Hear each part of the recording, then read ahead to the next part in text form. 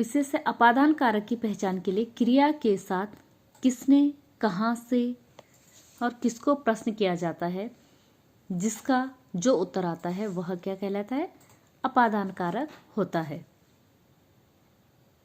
करण कारक में भी से जो है विभक्ति या परसर्ग चिन्ह का प्रयोग होता है, लेकिन दोनों में क्या अंतर होता है बेटा।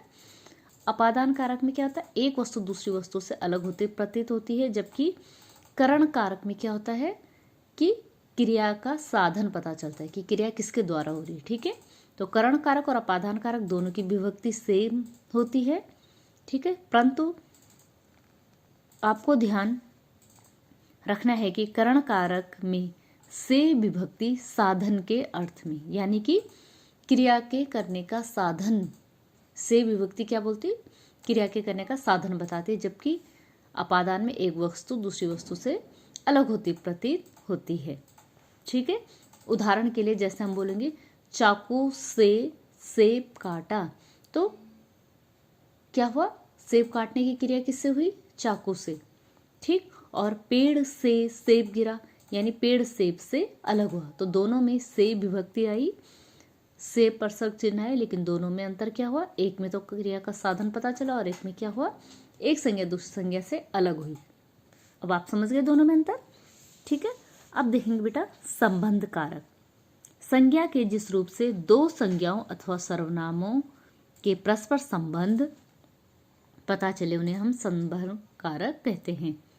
ठीक है, और इसके जो है विभक्ति चिन्ह होते हैं का, के, की। ठीक है, जैसे गीता की बहन बीमार है, गीता की बहन बीमार, यहाँ पे दो संज्ञाएं बेटा, गीता और बहन, तो इन दोनों में क्या संबंध है, ये गीता की बहन है। ठीक है, किसकी बहन, गीता की बहन, तो दो संज्ञाओं के बीच में क्या संबंध है कि दोनों आपस में बहनें। ठीक है, वह कमला की बहन है, वह कमला की बहन है, वह और कमला दोनों आपस में क्या है, बहनें, तो एक दूसरे से दोनों संज्ञाओं के बीच में आपस में संबंध पता चला। तुम्हारी पुस्तक अच्छी है, किसकी पुस्तक है, तुम्हारी पुस्तक, पुस्तक किसकी हुई, तुम्हारी हुई।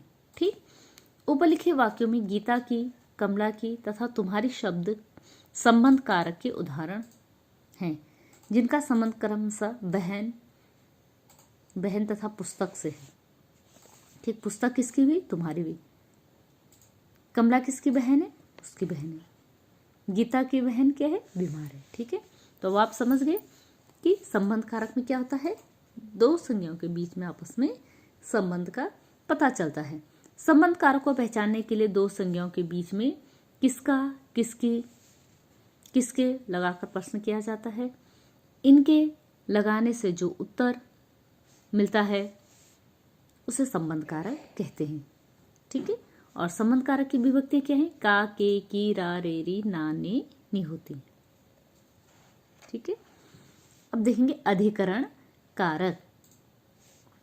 अधिकरण कारक में क्या होता है, शब्द के जिस रूप से संज्ञा के आधार का बोध हो वह अधिकरण कारक कहला। संज्ञा के आधार का बोध का मतलब हुआ बेटा कि संज्ञा के होने की जगह, संज्ञा के स्थान जहाँ पे क्रिया हो रही है उस जगह का पता चले। ठीक है, शब्द के जिस रूप से क्रिया के आधार का बोध हो, क्रिया का आधार यानी क्रिया कहाँ पर हो रही है। जैसे बच्चे छत पर खेल रहे हैं तो खेलने की क्रिया कहाँ हो रही है, छत पर हो रही है। बच्चे कक्षा में पढ़ते हैं तो पढ़ने की क्रिया कहाँ हो रही है, कक्षा में हो रही है। ठीक है, रमेश खाट पर बैठा है, कहाँ बैठा है, खाट पर बैठा है। पक्षी आकाश में उड़ रहा है, कहाँ उड़ रहे हैं, आकाश में उड़ रहे हैं। ठीक है, तो दोनों वाक्यों को जब हम देखेंगे ध्यान से तो दोनों वाक्यों को देखने पे हमें पता चलता है कि क्रिया के होने की जगह ये वाक्य हमें बता रहे हैं। ठीक, समझ गए आप लोग। तो ऐसे वाक्य जहाँ पे क्रिया के होने के स्थान हमें पता चले, क्रिया के होने की जगह हमें पता चले, उसको हम क्या कहेंगे, अधिकरण कारक।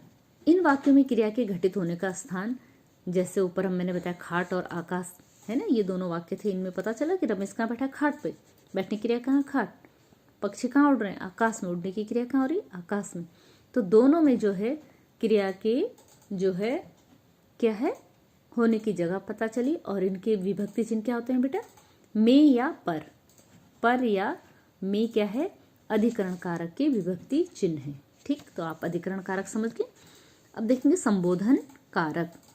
शब्द के जिस रूप से किसी को बुलाने या सचेत करने का भाव प्रकट हो से क्या कहेंगे, संबोधन कारक। शब्द से ही लगा, संबोधन यानी किसी को संबोधित करना, किसी को पुकारना।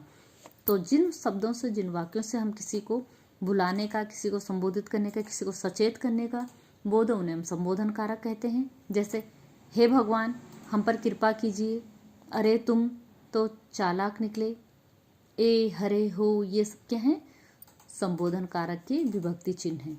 हे हरे का प्रयोग संज्ञा या सर्वनाम शब्दों से पूर्व होता है और इसके बाद जो है संबंध विराम चिन्ह, ये वाला जो चिन्ह भी लगाया जाता है। ठीक है, तो अब आप हम लोग समझ गए। अब कारक के जो हैं 8 भेद आपको मैंने बता दिए हैं बेटा, ठीक है ना, किस प्रकार से कारक की विभक्ति चिन्ह प्रयोग होते हैं, किस प्रकार से हम कारक की पहचान करेंगे कि किस में कौन सा कारक है। ठीक है, ये हम अच्छे समझ गए। अब जरा देख लेंगे हम लोग कि कारकों के संबंध में ध्यान रखने योग्य कुछ बातें। सबसे पहले देखिए, कर्ता कारक में हम कौन सी बात है जिसको हम ध्यान रखेंगे। कर्ता कारक में कभी कभी से, के द्वारा प्रसर्गों का भी प्रयोग होता है। ठीक है, जैसे राकेश से खाना खाया, मजदूरों के द्वारा सड़क बनाई जा रही है। ठीक है, इन वाक्यों में राकेश और मजदूर कर्ता कारक है, परंतु इनके साथ से और के द्वारा प्रसर्गों का प्रयोग हुआ है। कहीं कहीं पर ऐसा भी होता है कि से या के द्वारा प्रसर्गों का प्रयोग होता है, लेकिन वो क्या होते हैं, कर्ता कारक ही होते हैं। ठीक, उसमें हमें क्या देखना है कि क्रिया किसके द्वारा हो रही है। ठीक है, हमें ये ध्यान रखना है कि क्रिया किसके द्वारा हो रही है। मजदूर के द्वारा सड़क बनाई जा रही है तो क्रिया किसके द्वारा, और मजदूरों द्वारा, तो इसका मतलब ये क्या है, कर्ता कारक है। कर्म कारक, वाक्य में प्रयोग किए गए निर्जीव कर्म के साथ को प्रसर्ग नहीं लगाया जाता। जैसे मैंने अखबार को पढ़ा, यह वाक्य अशुद्ध है क्योंकि इसमें प्रयुक्त अखबार कर्म निर्जीव है, इसलिए यहाँ को प्रसर्ग का प्रयोग नहीं होना चाहिए। मैंने अखबार पढ़ा वाक्य शुद्ध होगा। समझे, कर्म कारक का विभक्ति चिन्ह को होता है, लेकिन जहाँ पे कर्म निर्जीव होगा वहाँ हम को प्रसर्ग का प्रयोग नहीं करेंगे। अब देखेंगे कर्म और संप्रदान। कर्म कारक और संप्रदान कारक दोनों में को विभक्ति का प्रयोग हो सकता है, पर इसमें अंतर होता है। क्या अंतर होता है, कर्म कारक में क्रिया का फल संज्ञा सर्वनाम पर पड़ता है और उसके साथ को आता है, जबकि संप्रदान कारक कर्ता जिसके लिए कुछ करता है, ठीक है, या किसी को कुछ देता है, उस शब्द के साथ को आता है। जैसे माँ ने बच्चे को पुकारा, माँ ने बच्चे को पुचकारा, ये है कर्म कारक। ठीक, माँ ने बच्चे को बिस्कुट दिया, यानी माँ ने बच्चे के लिए कुछ किया, क्या दिया, बिस्कुट दिया, ये क्या है, संप्रदान कारक। ठीक, देखिए करण और अपादान। करण और अपादान दोनों कारकों का प्रसर्ग चिन्ह क्या है, से है, परंतु दोनों अर्थ की दृष्टि से दोनों में भिन्नता है। करण कारक में प्रयुक्त से सहायक साधन की सूचना देता है, परंतु अपादान कारक में प्रयुक्त से अलग होने का भाव प्रकट होता है। जैसे रमेश कलम से लिखता है, यहाँ पे क्रिया का साधन क्या है, कलम, यहाँ पे से क्या है, साधन को बता रहा है, तो ये क्या है, करण कारक।